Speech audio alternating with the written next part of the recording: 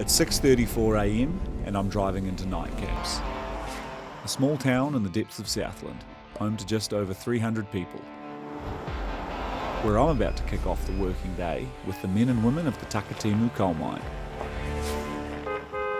I'm Patrick Phelps. My father was a miner, my grandfather was a miner. In this series, I'm taking you where most Kiwis never get to go. We're live on all cams. Inside Aotearoa's working mine sites, so you can meet the miners.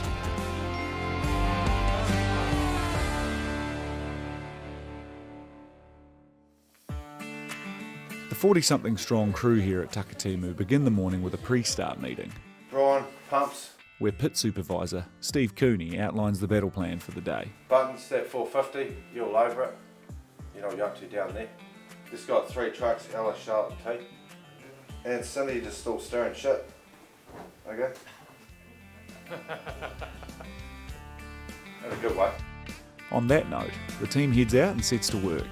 And while we wait for daylight, let's take a quick look at where they're all going. The Takitimu mine site covers about 250 hectares of farmland, forestry and active mining operations. The coal itself is won from the Black Diamond pit, which is about 102 metres at its deepest and spans an area of 32 hectares. This pit has moved over the years as the mine has followed the coal seams. But mining is much more than earth moving alone. Back near the site entrance is the yard, where the rough coal, or run of mine, gets dropped at the ROM pad. From here it's crushed, blended and sent out the gate to customers. The on-site lab is where the quality and makeup of that coal is assessed. The mine's fleet of machinery are kept on the road by the guys in the workshop. And speaking of roads, this sort of work means constructing and maintaining kilometres of them. A series of settling ponds ensures sediment is removed from the water before it's returned to local streams. And then there's the site office, where I start my day proper with a coffee and a chat with Takitimu's mine manager, Paul Matheson. Did you grow up here in Southland? Yep. Yeah. And Yep. What was your first job out of school? Well, I was working while I was at school. I was just in the shearing sheds and that. Oh, I'd heard about these big diggers that they had over in Western Australia and the mining industry, and you could earn $90,000, and this was back in 95, 96. So like it was a heap of money, and like it was just an aspiration. So I headed over there and just tried to get into the mines, and it wasn't that easy. So I started working night shift at the freezing works and just used the day to start applying for jobs and going to interviews and whatnot, and I ended up getting a job as a driller's offsider, which is pretty much the lowest level of employment in the mining industry. Paul literally started at the bottom and worked his way up through almost every job in mining on both sides of the Tasman.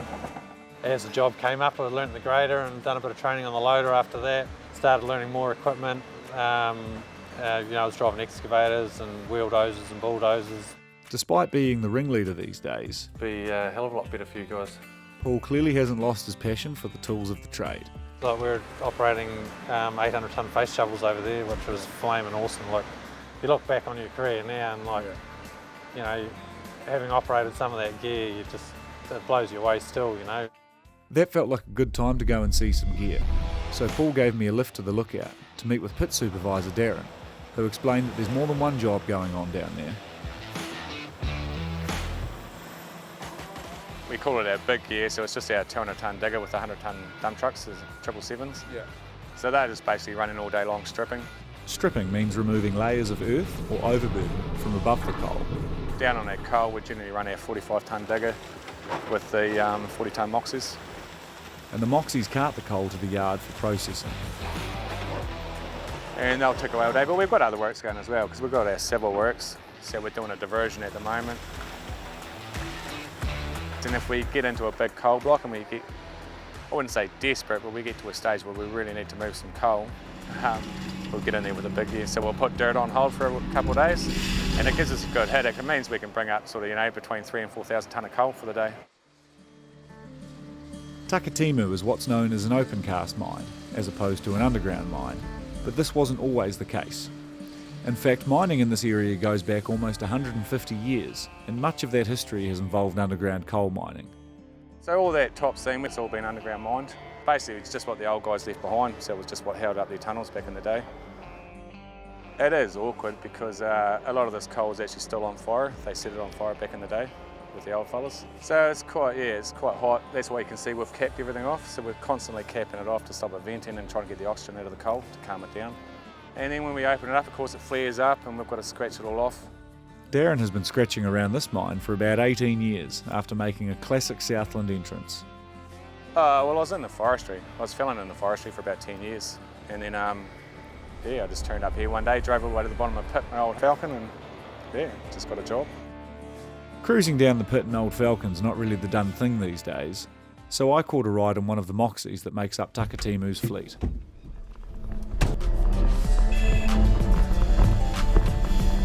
It was 2020 when tea here started at Takitimu. You grew up around here, eh? Yes. I used to work at the Nike's Foursquare. Oh, yeah. Yeah, I used to, after I finished school, I was there full time. Yeah. Dad he didn't force me, but he made me fill out an application for here. So your dad works here, and he just thought you should come and have a crack at it? Well, yeah, because he got sick of me asking for money. And he's like, you know what? You'll love working at the mines. How about you just come work with us? Yeah. I was so scared. I was like, no, there's too many guys, and I think they'll make Yeah. I'll just get too scared. Yeah. But the first couple of weeks, it was very scary. Like sitting in a truck like this was huge. Yeah. Not knowing anything about them either. Yeah. But lucky I had Dad, and all the people here are very helpful. They're so nice. So how hard was it to learn? Oh, once I got the hang of it, like it was a couple of weeks, or probably a month and a bit. But when I got real confident, that was my favourite time. Yeah. I was like, oh yeah, I know these trucks now. It's easy, like honestly, I reckon more girls should do this job. Why is that? Because it's good money. Yeah. The pay, everything's really good. The end of my ride along with tea is the drop-off at the yards, which is where I'm heading next to talk coal blending with yard manager Brendan. That's chip, that's piece. I'll also be back to the pit to get up close and personal with that 200-tonne digger, and then take a turn in the cab of a 45-tonner to get a feel for what it's like at the coalface.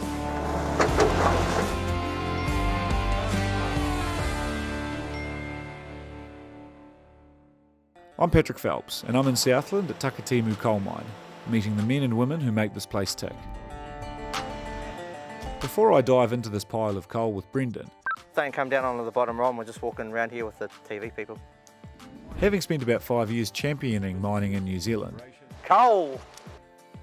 Gold! I know some Kiwis are quick to ask, why are people still mining coal? And the answer to that is people are still buying coal. Every last lump in these yards had a buyer well before it was pulled from the ground. This is what we call domestic coal, which is basically for the Owensville in Queenstown and Kingston Flyer. They take about 60 tonne a week, and then we do maybe 5,000 to 10,000 tonne for domestic household stuff. We sell roughly 30 tonne of this a week to bioactives, which is used for fertiliser. The vast majority of this coal, however, is used in food processing. 90% of it is for dairy and meat. Just in Otago and Southland, or does some of it go further away than that? Or? As far as Canterbury. Takitimu coal is heating boilers nearby in Queenstown and Invercargill, and as far afield as Temuka and Rolleston. But not all coal is the same, and each buyer is after a particular blend. All these crushers and screens operate so that the yard team can get it just right. Yeah, so I'll give them a blend in the morning, depends on what customers we're crushing for. Yeah. And then they'll mix it to suit, and hopefully get the right result. For example, the Owensville and Kingston Flyer like it chunky, I think it's just to suit their boiler and the boat and the train, because that's what it was in the olden days, I suppose. where more modern boilers tend to like a smaller size. That's chip, that's piece. Some customers even want their coal blended with product from other mines. That comes down from the west coast, and then we mix it with our coal to get the right energy and stuff for one of our customers. I got the feeling I'd taken up enough time and space in the yards, so I left the team to it. And from there it was back the way I came, hitching a ride to the pit with Charlotte, who drives trucks here when she's not studying nursing up in Christchurch. So I was pretty lucky really. My dad texted Paul just asking if there was a job. I was more thinking maybe in the office, not really driving a truck, but here I am. Dad lives here, so 5-minute drive to work, which works perfectly for me. You're driving the truck back and forth on one stretch of road. Do you find yourself battling boredom a little bit or not? Yes and no. Yeah, some days it's definitely very repetitive and it's kind of like drags on a bit, but we've got 2 half-an-hour breaks during the day that split up the day quite nicely, so it doesn't get too bad. The shifts here used to be 12 hours long, but now Takitimu runs on an 11-hour day to make life a little easier for those who travel from further afield. The mine also puts on minivans for staff coming from as far afield as Invercargill and Tiano. Do you think you'll stick with nursing? You're tempted at all to go into mining? Yeah, I get a lot of people asking me if I'm going to switch to mining, but I don't think so, but it's been good for now anyway. Yeah. But if nursing fails, I guess I've got something to lean back on. After arriving at the top of the pit, it was my chance to get a look at Takitimu's biggest toy. The PC-2000, 200 tonnes of Japan's finest. Every hour this bad boy burns about 120 litres of diesel and can shift 5,000 cubic metres of earth a day, or 50 to 60,000 wheelbarrows, depending on the wheelbarrow. Behind the bucket today, Ko Cindy Taylor Rakina Tukuingwa, no Motukurea ho. I'm from the far north and I work here in the deep south. Cindy agreed to let me ride in the 200 tonner's dicky seat as she showed me how it's done. Once you know how to drive a digger, you can drive them, but it's just time in the seat helps. Especially if it's a different digger, you know, or bigger digger. Cindy got her time in the big diggers over in Australia and only moved back to New Zealand amid the border closures and lockdowns of 2020. And then I just got bored, obviously. I found a job that was advertising for someone preferably with 2000 experience. So for me, I actually didn't think there was big diggers over here. In fact, diggers this size are not common in New Zealand. This machine is the largest in all of Southland. Growing up, my family's big digger was a PC-1000, a 100-tonner. So it was pretty neat talking to Cindy while she operated a machine twice its size.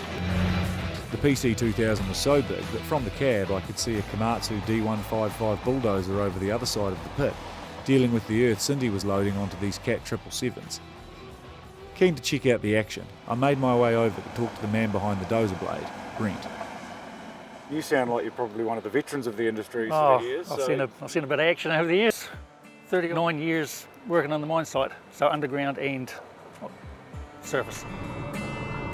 Straight out of school, or what was your sort of career like? I wanted to be a shearer. Right. You know, I went over a galley over a few paddocks that way, broke my back, and I was out of action for quite a while. And then a job came up with the contractors once I sort of recovered. Started driving trucks, bulldozers, and then just mining ever since. What is it that you've liked about mining? Oh, just operating machines, and there's always been a good bunch of people to work with. Yeah, I just seem to enjoy it. I've enjoyed it. Yeah. Have you operated all different types of machinery? Oh, I like the dozers. I can operate most machines, but I'm not to say I'm any good at it. Oh, I just love forming things. I love doing roads, the rehab side of things. Just, you're doing a bit of everything. While Brent's clearly no stranger to mining in general, he's particularly well acquainted with this patch of ground. Oh, so this is your old family farm here? Yep, this is the old farm. I've done full circle. The old Black Diamond coal mine was roughly sort of going when I was a wee kid. And we used to, as kids, the trucks used to go through to the screen plant, so me and my brother were twins. Used to run out, close the gates all the time when the truck drivers going through. They had to bribe us bags of lollies and stuff. Oh, okay, yeah. With those trucks still carting dirt, I left Brent to it and headed back to home base to find out what goes on in the lab, catch up with the boys in the workshop, find out from Lewis, the mining engineer, how much work goes into keeping the Black Diamond pit stable and secure. We are building a little buttress as well as embankment. And then I take a turn in the cab of a 45-tonner to find out if I can make the cut.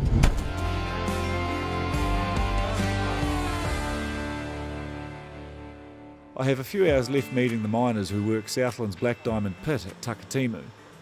As you may have noticed, there are plenty of people here carrying out work who are not at the literal coalface, like Tanya. This is the lab. We do all the testing in here, test the coal, see what the quality's like before we blend it and send it out to the customers. We're testing for ash, sulphur, moisture. Tanya operates the many pieces of kit in this lab, pulverising and filtering coal samples on a daily basis, getting them right down to a fine powder for testing both here and at a third-party lab off-site. It's like a baby powder. Yeah, so why so fine? It's just easier to weigh up and get what we need out of it. Like most people here at Takitimu, Tanya's current job is far from her first or only one. The main one's being a mother. All right. Can't put that one down. Yeah. No, main one was being a mum, and I worked in the shearing sheds as a lead rousey in Kirrell for a few years, and then here. Her 12 years at Takitimu didn't start here in the lab. I started off as a cleaner, and then they put me in stone picking, yet taking the rock out of the samples, and then I came in here to help, and it's where I've been stuck. But between that, I was operating the loader a wee bit and driving the water cart around. I love driving around in the water cart, getting out and seeing the site, because you don't get out and see it much when you're stuck in here, and it changes quite quickly. Before things changed too much, I did a quick check-in with the guys in the workshop and spoke with diesel mechanic Kane, who's in the middle of patching up this 25-tonne grader. Yeah, I've been here for about 16 years, started in 08. Started off as a truck driver and then dozers and whatnot, and ended up in the workshop. Went from breaking it to fixing it. Every day's different, mate. So some days we will be spending the whole day turning filters and pumping oil. Other days we're replacing hoses or stripping down final drives, swing motors, all sorts of things. The bigger the gear gets, the easier it becomes to work on, or not? Yes and no. Everything gets heavier, but you got more room to move, so I like it. Some people don't. I like our 228, you need to be a wee man to get in there. Very tight. And so that's not you? Well, I squeeze in, but it's not fun.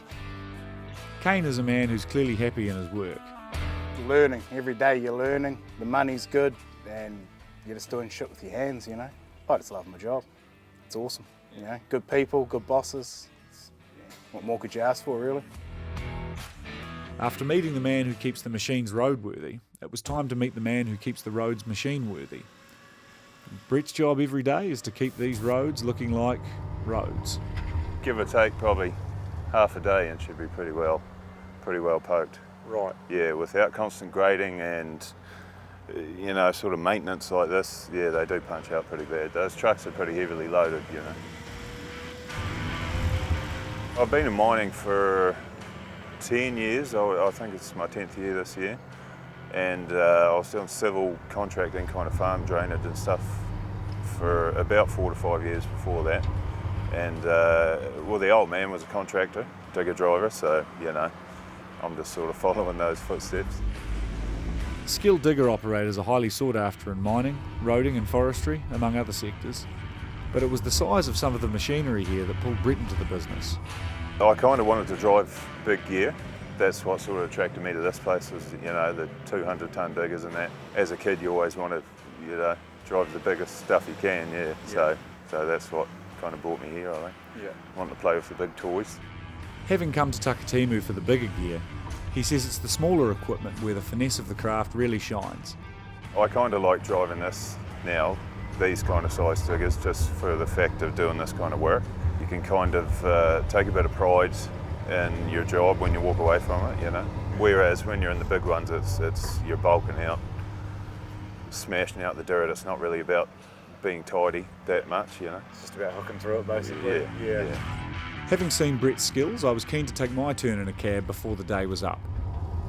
But before venturing down the haul road, I wanted to talk to one of the architects behind the grand design that is Takitimu's Black Diamond Pit. Drone will provide aerial images, and therefore I can create a 3D map. And once we drape a pit design over the surface, as you see, this is how you have to cut.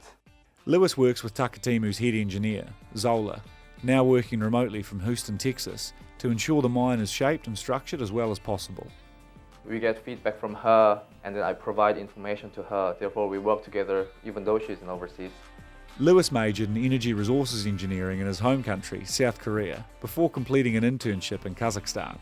And I applied for that, and I got in, and spent good 3 months in there. With adventure clearly in his blood, it was only a matter of time before Lewis arrived in Nightcaps, Southland. I always had a dream of being, in overseas and trying have a different lifestyle. And in living in overseas, there's a lot of obstacles in the culture, language, and food. I wanted to see what's out there, just try new life, and I chose New Zealand. There's not much time left in the day, but before I headed off, the guys had offered me a once-in-a-lifetime chance to load a coal truck at the bottom of the Black Diamond pit, showing me how it's done as one of Takitimu's finest. Buttons. That seam is solid coal, so Buttons needs to break it up as he scoops it onto the truck. Even so, he's managing a 40-tonne payload in about 3 minutes flat. I wasn't expecting to break any records, but with some final tips from Cooney, I was hoping I wouldn't make a fool of myself.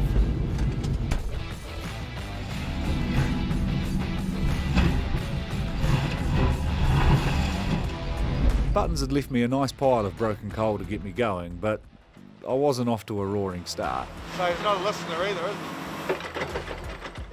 he? About 12 minutes later though, I felt like I'd broken the back of it. Am I halfway there, or where are we looking? Mine Superintendent Nick wasn't as impressed with my handiwork as I was. With the haul road backed up, he let me have a few more, then called it in. That'll do, Patrick. It's getting embarrassing. Roger that. Not a second too soon, the Moxie was finally on its way back to the yard. And with that, my time in the cab and my time at the mine came to an end. The last load of the day went out the gate, and I wasn't far behind. Thanks to each and every person at Takitimu for showing us around. I'll see you next time at another New Zealand mine as we continue to meet the miners.